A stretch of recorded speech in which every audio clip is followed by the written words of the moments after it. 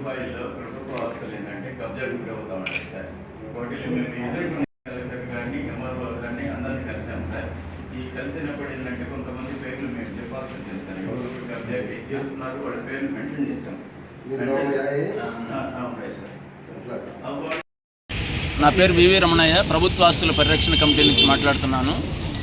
ఈరోజు మేము Venkatagiri circle inspector గారికి ఒక ఫిర్యాదు ఇవ్వడానికి ఇక్కడికి వచ్చాము.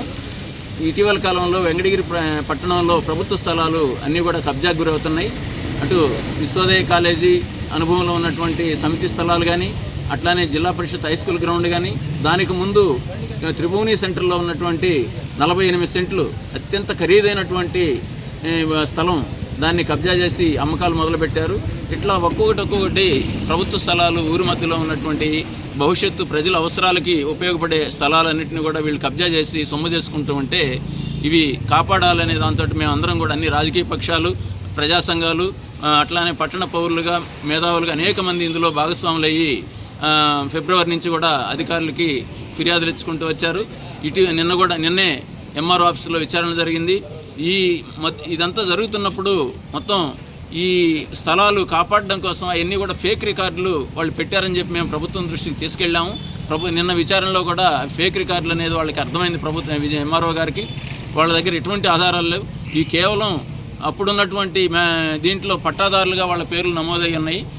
అందుకని వాళ్ళు అనుభవదారులుగా కూడా ప్రభుత్వ స్థలాలు అని ఉంటే, సమితి బిల్డింగ్స్ అని ఉంటే వాటిని మార్చేసి వాళ్ళ పేర్లు ఇటీవల కాలంలో మార్చుకున్నారు. ఈ రకంగా ఒక తప్పుడు పత్రాలు వాళ్ళు సృష్టించుకున్నారు. యాక్చువల్గా ఈ పట్టాదారుల కాలంలో మొత్తం సమితి అని ఉండాలి, విశ్వోదయ కాలేజీ అని ఉండాలి, ఇట్లా ప్రభుత్వ జిల్లా పరిషత్ హై స్కూల్ అని ఉండాలి. ఇట్లా ఉండాల్సిన ఆ రోజు రెవెన్యూ అధికారుల నిర్లక్ష్యం వల్ల అవి మ్యూటేషన్ జరగలేదు. కానీ అనుభవంలో ప్రభుత్వమే ఉంది ఇప్పటికి కూడా. కానీ ప్రభుత్వం పేర్లు లేకుండా ఆన్లైన్లో వాళ్ళ పేర్లు మార్చుకున్నారు. దీని మీద మేము ఆందోళన చేస్తా ఉన్నాం. తాజాగా మొన్న సివిఆర్ న్యూస్ వాళ్ళు మంగళవారం లైవ్ ఇచ్చారు. ఆ లైవ్లో కూడా మేము ఈ మొత్తం వాళ్ళ దృష్టికి, ప్రజల దృష్టికి విషయాలను తీసుకెళ్ళినప్పుడు ఎమ్మెల్యే గారు కూడా వచ్చి నేను వీటిని కాపాడుతానని హామీ ఇచ్చారు. కానీ ఈ తర్వాత కాలంలో వాళ్ళు మొత్తం ఎవరైతే ఇందులో భాగస్వాములై ఉన్నారో, కబ్జాకి ఎవరైతే సూత్రధారులుగా ఉన్నారో, ఈ ఒక 5 మొత్తం అటు గొల్లగుంట మురళీకృష్ణ, నారిశేఖరు, ముప్పాళ్ళ సుబ్రహ్మణ్యం, ఖాదర్ భాష, అట్లానే యాచమనేని హరిబాబు నాయుడు, వీళ్ళందరూ కూడా తర్వాత కాలంలో అక్కడక్కడ కొన్ని వ్యాఖ్యానాలు చేస్తున్నారు.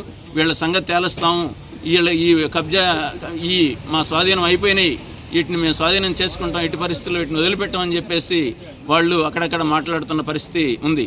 అందుకనే మేము ముందు జాగ్రత్తగా భవిష్యత్తులో మా సభ్యుల మీద ఎవరి మీదైనా సరే వాళ్ళు భౌతిక దాడికి పూనుకుంటే దానికి బాధ్యత ప్రభుత్వాందేనని చెప్పేసి మేము తెలియజేస్తున్నాం. దానికోసం మేము ఈరోజు సిఐ గారికి కూడా ఫిర్యాదు ఇచ్చాం.